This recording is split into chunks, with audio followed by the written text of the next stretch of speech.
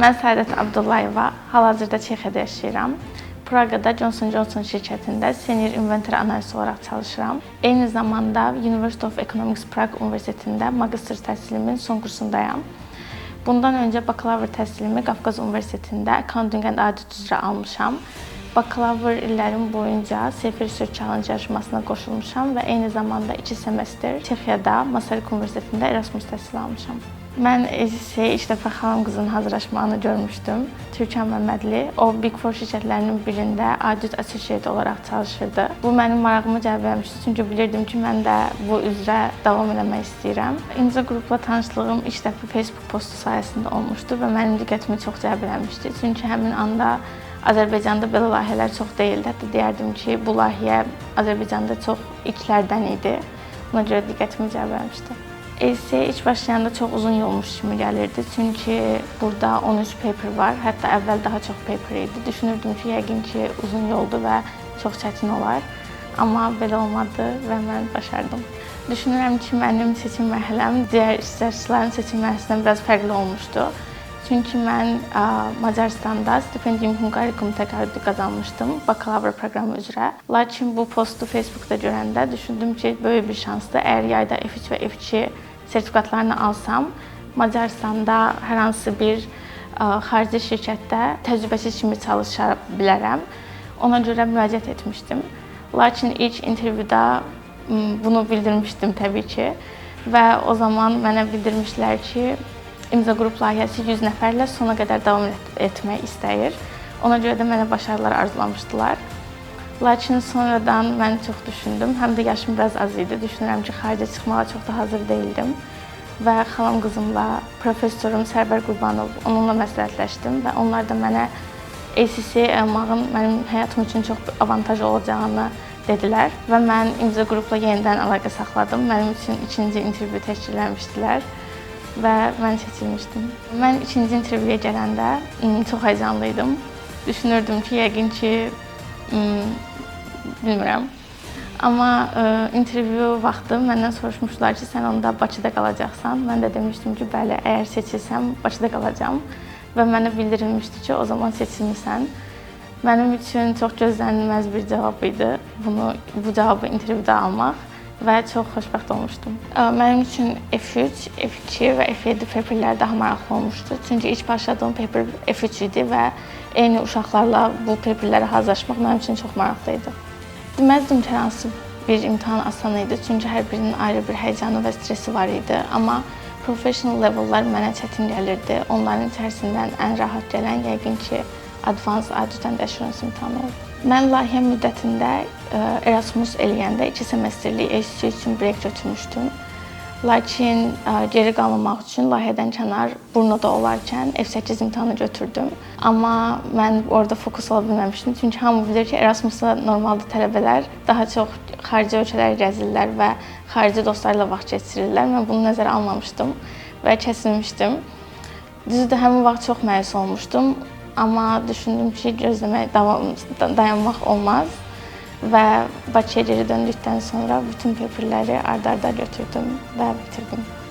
Düşünürəm ki, ən böyük uğurum bütün paperləri layihə çərçivəsində kəsilmədən bitirmək olub. Ən böyük dəstəkçim yəqin ki, ailəm və anam olub. Amma bundan əlavə rəfiqəm Günay Heydərova. O da İmza Qrup layihəsinin bir üzvüdür. Onu İmza Qrup çərçivəsində tanış olmuşam. Bəzi paperləri biz onunla bərabər hətta hazırlaşırdıq. Mən bəzən düşünəndə ki, imtahandan sonra kəsilmişəm, hətta o deyirdi ki, kimin kəsildiyinə inanıram, amma sənin kəsildiyinə inanmaram. Bəzən düşünürəm ki, o mənim özümə güvəndiyimdən çox güvənir. Mənim üçün çox önəmli bir insandır. Bəzən elə olurdu ki, dostlarım harasa gedirdilər və məni də dəvət edirdilər. Yəqin ki, bəzən imtahana az qalmış müddətdə bunlara yox deməli olurdum. Amma düşünürəm ki, bu əbəs yerə deyil və öz gələcəyim üçündür, ona görə peşman deyiləm. Mənim üçün ən yadda qalan an yəqin ki, Şamaxıya getməyimiz olub. 100 uğurlu imza layihəsinin açılışı Vergilər Nazirliyinin tədris mərkəzində olmuşdu və orada mən bütün iştirakçılarla tanış olmaq şansı əldə etmişdim. Bu mənim üçün çox maraqlı idi. İmtahanlara hazırlaşanda yəqin ki, fərqində olmamışam, amma indi soruşulanda və geriyə dönüb baxdığımda ki, mən nələrdən istifadə eləmişəm ki, bunu uğurlu eləmişəm. Yəqin ki, birinci növbədə imtahanlara fokus olmaqdır. Çünki bəzən tələbələr imtahanlara hazırlaşırlar, amma fikirləri başqa yerdə olur. Mən imtahana hazırlaşanda adətən ətraf aləmdən bütün əlaqələrimi kəsirəm və ətrafda kim olmağına hətta fikir vermirəm. Mən də düşünürəm ki, ən önəmli faktor budur. Bundan əlavə düzgün struktur qurmaq lazımdır. Mən past paperləri həmişə işləyirdim. Düşünürəm ki, study book-u və kiti tam bitirməsək belə, əgər past paperləri tam başa düşüb və işləyə biliriksə, sillabusun böyük hissəsini bilirik deməkdir. Və bundan əlavə ən önəmli faktorlardan biri özünüzə yol yoldaşı seçin. Hər hansı bir rəfiqənizlə ya dostunuzla imtahanlara hazırlaşsanız, bir-birinizə motivator ola bilərsiniz. ACA member olmaq çox fərqli bir hissdir. Çünki normalda bir imtahanı bitirdikdən sonra həmişə başqa bir imtahana hazırlaşmağa başlayırıq. Ən azından beynimizdə hər hansı bir structure və plan olur. Amma artıq hazırlaşmağa imtahan qalmayıb. Bu çox gözəl bir hissdir. Çünki bilirəm ki, artıq özümə və dostlarıma və professional karyerimə daha çox vaxt ayıra bilərəm. Bilirəm ki, ACA member adı bu yolda mənə çox kömək olacaq. İmza qrup dedikdə mənim ağlıma ailə gəlir.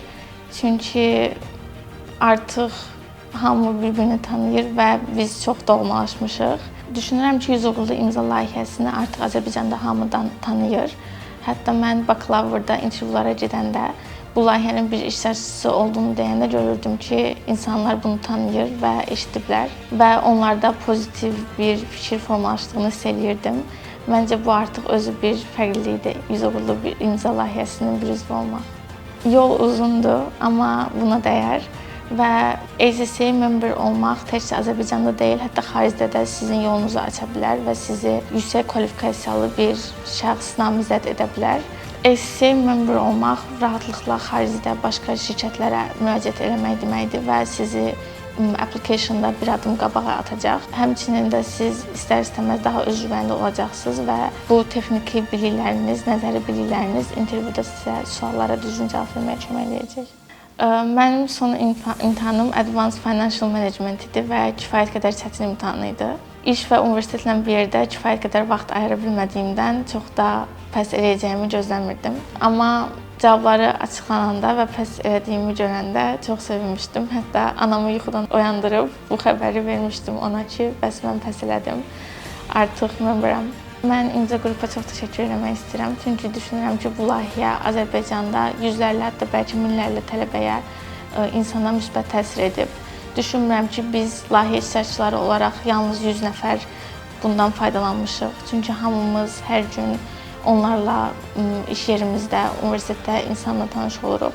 Bəlkə onları bir növ dolayı yolla da olsa motivasiya edirik. Bəlkə bəziləri üçün rol model oluruq. Bu özü çox gözəl bir hissdir. Ona görə düşünürəm ki, imza qrup Azərbaycanda çox böyük bir müsbət gələcək üçün müsbət yöndə təsir elədi.